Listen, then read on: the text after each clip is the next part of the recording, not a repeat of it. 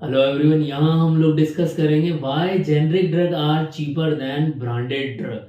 Generally लोगों के मन में यही सोच रहती है कि जो जेनरिक ड्रग है वो सस्ती इसलिए होती है क्योंकि उनकी क्वालिटी अच्छी नहीं होती, बट बिल्कुल ऐसा नहीं है। यहाँ देखेंगे कि क्यों ये चीप होती है, उसका सबसे बड़ा रीज़न क्या है। तो पहला सबसे बड़ा रीज़न है कि इनकी R&D कॉस्ट कुछ भी नहीं है, क्योंकि जो भी ब्रांडेड ड्रग ने R&D के लिए पैसा लगाया है वो पैसा जो जेनरिक ड्रग है उसको R&D की कॉस्ट और क्लिनिकल ट्रायल इन सब में कोई पैसा नहीं लगाना। तो सबसे बड़ा रीजन तो ये हो गया। सेकंड रीजन ये है कि यहाँ पर जो ब्रांडेड ड्रग ने पेटेंट का एंजॉय किया है 20 साल तक, उसके बाद में ये जो ड्रग है ब्रांडेड ड्रग वो ओपन हो जाती है सभी को बनाने के लिए, सभी कंपनी उसको बना सकती। तो अब यहाँ पर जो है काफी सारी कंपनीज जो है उसी जेनरिक ड्रग को उसी ब्रांडेड ड्रग को बना रही है। तो अब बहुत सारी अगर कंपनीज बनाएगी तो वहां बहुत ज्यादा कंपटीशन हो जाता है। जब बहुत ज्यादा कंपटीशन हो जाता है तो प्राइस ऑटोमेटिकली डाउन आ जाता है। थर्ड रीजन ये है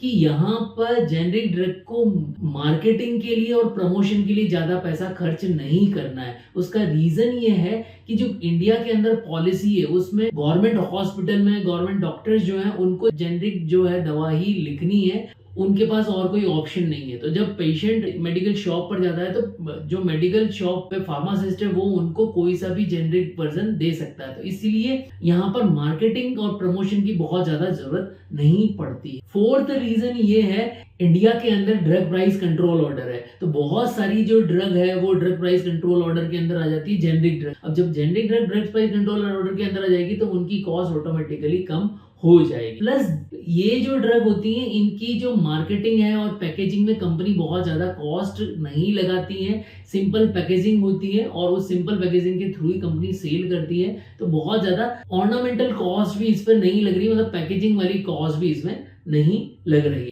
एंड अदर पॉसिबिलिटी क्या है कि बहुत ज्यादा बल्क प्रोडक्शन हो रहा था। बल्क प्रोडक्शन और सिंपल पैकेजिंग है तो इसमें खर्चा कम ही आएगा कंपनी। अगर फाइनल शॉर्ट में हम कहें तो जो ब्रांडेड ड्रग है उनको डिस्कवरी का पैसा लगाना है, ट्रायल्स का पैसा लगाना है और मार्केटिंग का पैसा लगाना है, ठीक है ना, और मैन्युफैक्चरिंग क्वालिटी कंट्रोल का पैसा लगाना है। बट यहाँ पर जेनरिक ड्रग है उसको केवल और केवल मैन्युफैक्चरिंग और क्वालिटी कंट्रोल का ही पैसा लगाना है। तो उसका 3 तरह के पैसे बच गए। डिस्कवरी का पैसा बच गया, R&D की कॉस्टिंग बच गई और मार्केटिंग की कॉस्ट बच गई, तो क्लिनिकल ट्रायल की कॉस्ट बच गई। तो ये सारी कॉस्ट बचने से जेनरिक ड्रग जो है सस्ती होती है। जेनरिक ड्रग जो है वो ब्रांडेड ड्रग से इक्विवेलेंट होती है, बट यहाँ किसकी इक्विवेलेंसी है, ये बायो इक्विवेलेंट है इफिकेसी के अंदर। जेनरिक ड्रग जो है ब्रांडेड ड्रग से बायो इक्विवेलेंट है इफिकेसी के अंदर, तो इसको यूज किया जा सकता है। बट जेनरिक ड्रग भी आप अच्छी कंपनी की ही यूज करें।